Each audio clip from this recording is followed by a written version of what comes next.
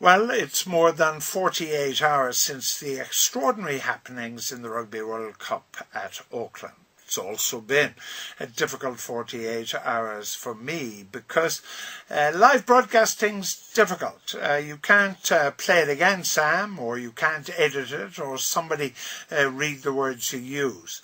So, for me, it was difficult because I feel I didn't get across really what I wanted to say on Saturday. And for many of you who were enjoying the victory, you felt maybe I was raining on your parade. So, if you felt that way, I would like to say I'm really sorry for that, because that certainly wasn't my intention, nor was it my intention to downgrade the Irish performance.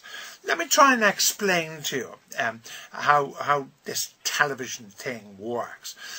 It's very important when you're watching that you're watching Ireland and Australia in exactly the same way as you watch New Zealand versus Japan. Your job, and for what you're being paid for, is to watch the match, not to wave a flag and cheer.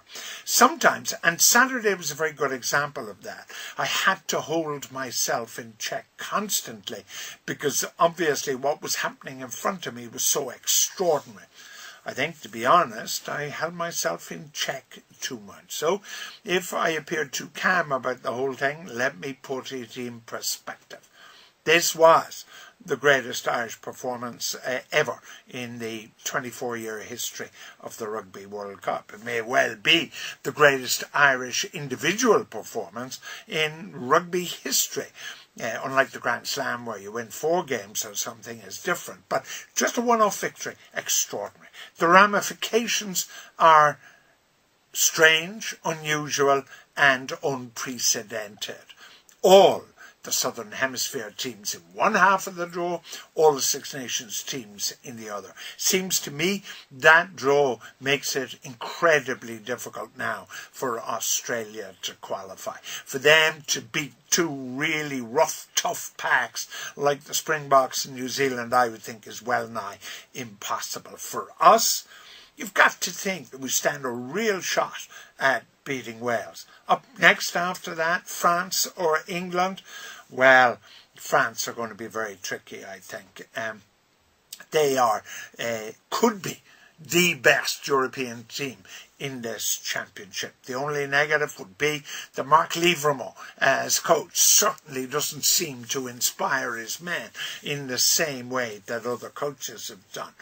All right, what about the match itself? Well, what I still think, and I haven't changed my mind in the slightest, is that it wasn't a great game in the technical sense. It was a wonderful contest. It was a wonderful battle. But when you think it was a game of, 7 kicks and no tries, it can't go down in history as the greatest game of rugby that ever was. What it was an astonishing performance of grit and courage and character and emotion and organisation by an Irish team.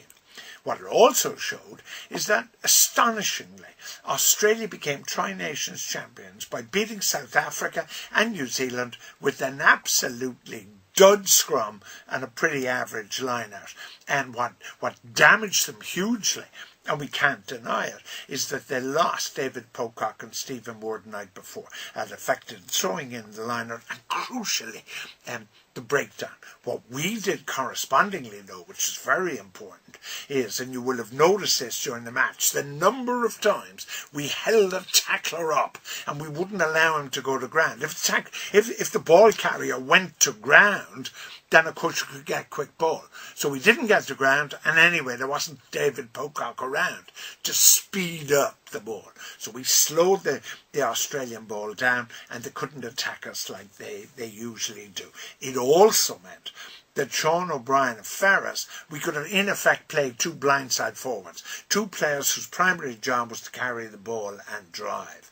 The other thing, and you've seen it, I'm sure, in the advertising for rugby, it's always backs appear in the ads. It's always backs in natty tuxedos and fancy shirts who are in the ads. Rarely do they pick grizzled, broken-nosed, cauliflower-eared prop forwards. And yet, this was a match won in the front row. Mike Ross and Best and Healy were so important to us, because that damage done to the scrum affected Australia. I'm not sure how many of the 12 kick points actually came from penalties at the scrum, but at least 2 of them did, and we had some others that we missed that came as well. So you could almost say that the scrum decided this match. Well, that's where I stand.